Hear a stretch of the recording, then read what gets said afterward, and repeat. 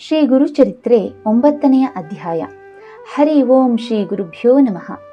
ಸಿದ್ಧಮುನಿಯು ಗುರುಚರಿತ್ರೆಯನ್ನು ಮುಂದುವರಿಸುತ್ತಾ, ನಾಮಧಾರಕ ಶಿಷ್ಯೋತ್ತಮನೇ, ಗುರುಗಳು ಕುರುವಪುರದಲ್ಲಿರುವಾಗ ನಡೆದ ಇನ್ನೊಂದು ಲೀಲೆಯನ್ನು ಹೇಳುವೆನು, ಲಕ್ಷಗೊಟ್ಟು ಕೇಳು.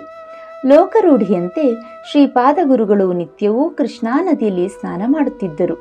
ಅವರು ನದಿಗೆ ಸ್ನಾನಾರ್ಥವಾಗಿ ಬಂದ ಕೂಡಲೇ ಅಲ್ಲಿ ಬಟ್ಟೆ ಒಗೆಯುವುದರಲ್ಲಿ ನಿರತನಾಗಿರುತ್ತಿದ್ದ ಅಗಸನೊಬ್ಬನು ಧಾವಿಸಿ ಬಂದು ಗುರುಗಳಿಗೆ ಬಹುಭಕ್ತಿಯಿಂದ ಸಾಷ್ಟಾಂಗ ನಮಸ್ಕಾರ ಮಾಡುತ್ತಿದ್ದನು.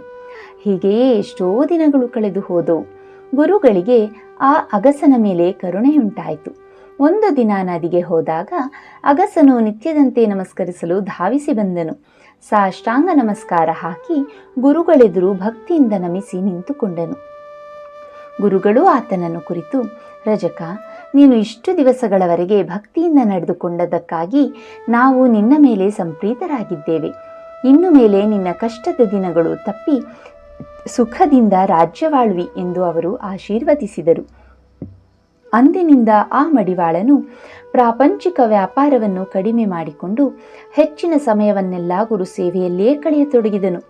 ನಿತ್ಯ ನಸುಕಿನಲ್ಲಿ ಗುರುಮಠದ ಅಂಗಳ ಕಸಗೂಡಿಸುವುದು, ಕೃಷ್ಣಾಜಲದಿಂದ ಚಳಿ ಹೊಡೆಯುವುದು, ಗುರುವಚನಗಳನ್ನು ಆಲಿಸುತ್ತಾ ಕೂಡಿರುವುದು ಇವೇ ಆತನ ನಿತ್ಯ ಕರ್ತವ್ಯಗಳಾದವು.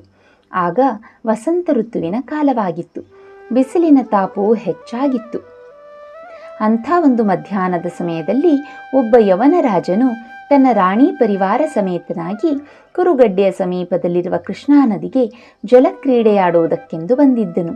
ಆ ರಾಜನ ಸಂತೋಷ ವೈಭವಗಳನ್ನು ಕಂಡು ರಜಕನಿಗೆ ಮನೋಚಾಂಚಲ್ಯ ಉಂಟಾಯಿತು.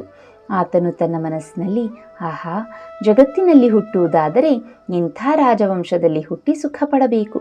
ನನ್ನಂತೆ ಅಗಸನಾಗಿ ಹುಟ್ಟಿದವನ ಜೀವನವು ವ್ಯರ್ಥವಾದದ್ದೇ ಸರಿ ಎಂದು ಯೋಚಿಸಿ ಹಳಹಳಿಸುತ್ತಾ ನಿಂತಿದ್ದನು.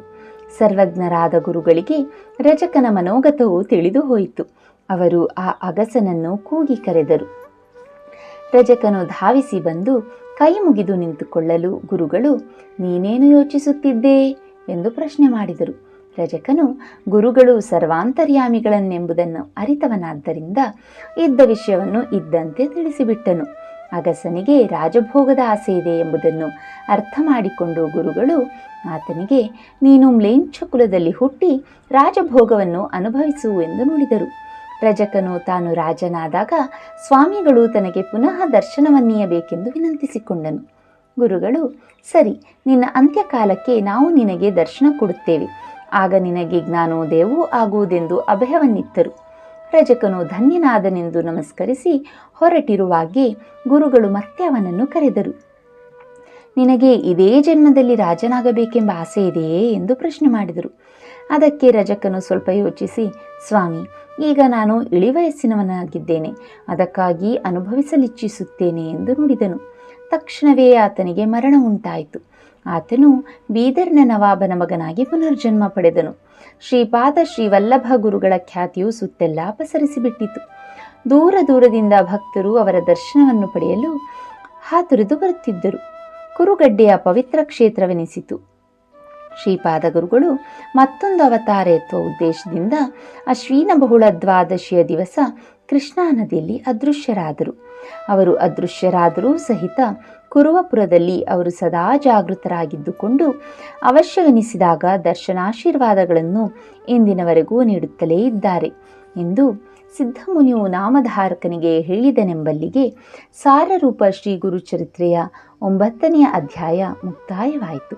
ಓಂ ಶ್ರೀ ಗುರುವೇ ನಮಃ. ಶ್ರೀ ಗುರುಚರಿತ್ರೆ 10ನೇ ಅಧ್ಯಾಯ. ಹರಿ ಓಂ ಶ್ರೀ ಗುರುಭ್ಯೋ ನಮಃ. ಸಿದ್ಧಮುನೀಶ್ವರನೇ, ಗುರುಗಳು ಕುರುವಪುರದಿಂದ ಹೊರಟು ಹೋದರೂ ಸಹಿತ ಅಲ್ಲಿಯ ಸ್ಥಾನ ಮಹಿಮೆಯು ಹೇಗೆ ಬೆಳೆಯುತ್ತಾ ಹೋಯಿತು?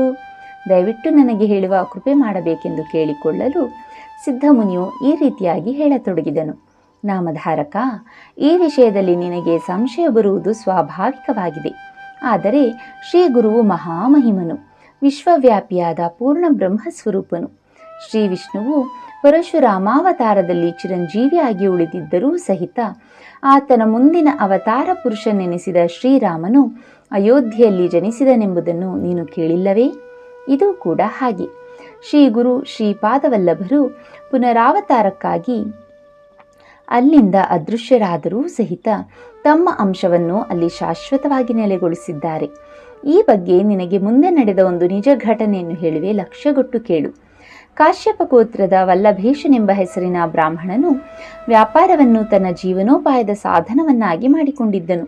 ಆತನು ಕುರುಗಡ್ಡೆಯ ಶ್ರೀಪಾದ ಶ್ರೀವಲ್ಲಭರ ಯಾತ್ರೆಗೆ ಪ್ರತಿ ವರ್ಷವೂ ತಪ್ಪದೇ ಹೋಗಿ ಸೇವೆ ಮಾಡಿ ಬರುವ ಪದ್ಧತಿಯನ್ನಿಟ್ಟುಕೊಂಡಿದ್ದನು. ಒಂದು ಸಲ ಆತನು ತನ್ನ ಮನಸ್ಸಿನಲ್ಲಿ ಈ ಸಲದ ವ್ಯಾಪಾರದಲ್ಲಿ ಲಾಭವಾದರೆ ಕುರುಗಡ್ಡೆಯಲ್ಲಿ ಸಹಸ್ರ ಬ್ರಾಹ್ಮಣರಿಗೆ ಇಚ್ಛಾಭೋಜನ ಮಾಡಿಸುವೆ ಎಂದು ಸಂಕಲ್ಪ ಮಾಡಿಕೊಂಡಿದ್ದನು. ಗುರು ಅನುಗ್ರಹದಿಂದ ಆತನಿಗೆ ಅಪೇಕ್ಷೆ ಪಟ್ಟದ್ದಕ್ಕಿಂತ 10 ಪಟ್ಟು ಹೆಚ್ಚಿನ ಲಾಭವು ಆ ವ್ಯಾಪಾರದಲ್ಲಿ ದೊರೆಯಿತು. ಅದರಿಂದ ಹರ್ಷಿತನಾದ ವಲ್ಲಭೇಶನು ಆ ದುಡ್ಡನ್ನೆಲ್ಲ ಒಂದು ಗಂಟು ಕಟ್ಟಿಕೊಂಡು ಕುರುಗಡ್ಡೆಗೆ ಕಾಲು ನಡಿಗೆಯಿಂದಲೇ ಹೊರಟನು. ಈತನು ಸಾಕಷ್ಟು ದುಡ್ಡು ಕಟ್ಟಿಕೊಂಡು ಹೊರಟಿರುವನೆಂಬ ವಿಷಯವು ಕೆಲವು ಜನ ದುಷ್ಟರಿಗೆ ಗೊತ್ತಾಯಿತು. ಅವರು ತಾವೂ ಕುರುಗಡ್ಡೆಗೆ ಹೊರಟವರಂತೆ ಸೋಗು ಹಾಕಿಕೊಂಡು ವಲ್ಲಭೇಶನೊಂದಿಗೆ ಪ್ರಯಾಣ ಮಾಡತೊಡಗಿದರು. ದಾರಿಯಲ್ಲಿ ಏನಾದರೂ ಉಪಾಯ ಹೂಡಿ ಆತನಲ್ಲಿದ್ದ ದುಡ್ಡನ್ನು ಅಪಹರಿಸಬೇಕೆಂಬುದೇ ಇವರ ಉದ್ದೇಶವಾಗಿತ್ತು. ಸರಳ ಮನಸ್ಸಿನ ವಲ್ಲಭೇಶನಿಗೆ ಇದಾವುದೂ ಗೊತ್ತಾಗಿರಲಿಲ್ಲ. ಇವರು ನನ್ನಂತೆಯೇ ಶ್ರೀಪಾದವಲ್ಲಭ ಗುರುಗಳ ಭಕ್ತರಾಗಿದ್ದು ಯಾತ್ರೆಗೆ ಹೊರಟಿದ್ದಾರೆಂದೇ ಆತನು ಭಾವಿಸಿಕೊಂಡಿದ್ದನು. ಹೀಗಾಗಿ ಅವರೊಂದಿಗೆ ಸ್ನೇಹದಿಂದ ಪ್ರಯಾಣ ಮಾಡುತ್ತಿದ್ದನು. ಒಂದು ರಾತ್ರಿ ಅವರು ಅರಣ್ಯ ಮಧ್ಯದಲ್ಲಿ ವಸತಿ ಮಾಡುವ ಪ್ರಸಂಗ ಬಂದಿತು. ಆ ಪ್ರದೇಶವು ನಿರ್ಜನವಾದದ್ದರಿಂದ ಆ ದುಷ್ಟರ ಯೋಜನೆಗೆ ಅನುಕೂಲವಾಯಿತು. ವಲ್ಲಭೇಶನು ನಿದ್ರಿಸುತ್ತಿರುವಾಗೆ ಆ ದುಷ್ಟರು ಆತನ ರುಂಡವನ್ನು ಆಯುಧದಿಂದ ತುಂಡರಿಸಿಬಿಟ್ಟರು ಹಾಗೂ ಆತನ ಬಳಿಯಲ್ಲಿದ್ದ ಹಣವನ್ನು ತೆಗೆದುಕೊಂಡು ಹೊರಡುವ ಪ್ರಯತ್ನದಲ್ಲಿದ್ದರು. ಆದರೆ ಅಷ್ಟರಲ್ಲಿಯೇ ಭಕ್ತವತ್ಸಲನಾದ ಶ್ರೀಪಾದ ಶ್ರೀವಲ್ಲಭ ಸ್ವಾಮಿಯು ಜಟಾಭಸ್ಮಗಳಿಂದ ಶೋಭಿಸುತ್ತಾ ತ್ರಿಶೂಲಪಾಣಿಯಾಗಿ ಅಲ್ಲಿ ಪ್ರಕಟನಾದನು ಹಾಗೂ ರುದ್ರಶಕ್ತಿಯಿಂದ ಆ ಕಳ್ಳರನ್ನೆಲ್ಲ ತ್ರಿಶೂಲದಿಂದ ತಿವಿದು ಕೊಲ್ಲತೊಡಗಿದನು. ಇನ್ನು ನಮಗೆ ಉಳಿಗಾಲವಿಲ್ಲವೆಂಬುದನ್ನು ತಿಳಿದುಕೊಂಡ ಒಬ್ಬನು ಮಾತ್ರ ಧಾವಿಸಿ ಬಂದು ಗುರುಗಳ ಕಾಲಿಗೆ ಬಿದ್ದನು ಹಾಗೂ, ಗುರುವೇ, ನಾನು ನಿರಪರಾಧಿ, ಇವರು ಹೀಗೆ ಮಾಡುವರೆಂದು ನನಗೆ ನಿಜಕ್ಕೂ ಗೊತ್ತಿರಲಿಲ್ಲ, ದಯವಿಟ್ಟು ನನ್ನನ್ನು ಕ್ಷಮಿಸಿರಿ ಎಂದು ಅಂಗಲಾಚಿ ಬೇಡಿಕೊಂಡನು. ಗುರುಗಳು ಆತನ ಕೈಯಲ್ಲಿ ಭಸ್ಮ ಕೊಟ್ಟು ವಲ್ಲಭೇಶನ ರುಂಡಮುಂಡಗಳನ್ನು ಕೂಡಿಸಿ ಸರ್ವಾಂಗಗಳಿಗೆ ಭಸ್ಮ ಲೇಪಿಸಲು ಆಜ್ಞೆ ಮಾಡಿದರು. ಆತನು ರುಂಡಮುಂಡಗಳನ್ನು ಒಂದುಗೂಡಿಸಿದನು. ಗುರು ಆಜ್ಞೆಯಂತೆ ವಲ್ಲಭೇಶನ ಮೈಗೆಲ್ಲ ಭಸ್ಮ ಲೇಪಿಸುತ್ತಾ ಹತ್ತಿರದಲ್ಲಿಯೇ ಕುಳಿತುಕೊಂಡನು. ಗುರುಗಳು ತಕ್ಷಣವೇ ಅದೃಶ್ಯರಾದರು. ವಲ್ಲಭೇಶನು ನಿದ್ರೆಯಿಂದ ಎದ್ದವನಂತೆ ಎದ್ದು ಕುಳಿತನು. ಕಳ್ಳರೆಲ್ಲ ಹತರಾಗಿ ಬಿದ್ದಿರುವುದನ್ನು ಕಂಡು ಗಾಬರಿಯಿಂದ ಇದೇನು ಭೀಕರತೆ ಎಂದು ಜೀವದಿಂದ ಉಳಿದಿದ್ದ ವ್ಯಕ್ತಿಯನ್ನು ಕೇಳಿದನು. ಆ ವ್ಯಕ್ತಿಯು ನಡೆದ ಘಟನೆಯನ್ನೆಲ್ಲ ವಿವರವಾಗಿ ತಿಳಿಸಿದೊಡನೆಯೇ ಇದು ಶ್ರೀಪಾದ ಶ್ರೀವಲ್ಲಭ ಗುರುಗಳದೇ ಚಮತ್ಕಾರ ಎಂದು ಅರಿತುಕೊಂಡನು. ಗುರುಗಳಲ್ಲಿದ್ದ ಆತನ ಭಕ್ತಿ ವಿಶ್ವಾಸಗಳು 100 ಪಟ್ಟು ಹೆಚ್ಚಾದವು. ಸತ್ತು ಬಿದ್ದಿರುವ ಕಳ್ಳರ ಬಳಿಯಲ್ಲಿದ್ದ ತನ್ನ ಹಣವನ್ನು ತೆಗೆದುಕೊಂಡು ತಡ ಮಾಡದೆ ಕುರುವಪುರಕ್ಕೆ ಬಂದು ತಲುಪಿದನು. ಅಲ್ಲಿ ವಲ್ಲಭೇಶನು ಆ ಹಣದಿಂದ 4,000 ಬ್ರಾಹ್ಮಣರಿಗೆ ಇಚ್ಛಾಭೋಜನ ಮಾಡಿಸಿದನು. ಅಂದ ಮೇಲೆ ನಾಮಧಾರಕ, ಶ್ರೀಪಾದ ಶ್ರೀವಲ್ಲಭ ಗುರುಗಳು ಇಂದಿಗೂ ಕುರುಗಡ್ಡೆಯಲ್ಲಿ ಗುಪ್ತವಾಗಿ ನೆಲೆಸಿರುವರೆಂಬ ವಿಷಯದಲ್ಲಿ ನೀನು ಸಂಶಯವನ್ನೇ ತಳೆಯಬೇಡ ಎಂದು ನಾಮಧಾರಕನಿಗೆ ಸಿದ್ಧಮುನಿಗಳು ತಿಳಿಸಿದರೆಂಬಲ್ಲಿಗೆ ಸಾರರೂಪ ಶ್ರೀ ಗುರುಚರಿತ್ರೆಯ 10ನೆಯ ಅಧ್ಯಾಯ ಮುಕ್ತಾಯವಾಯಿತು. ಶ್ರೀ ಗುರುವೇ ನಮಃ.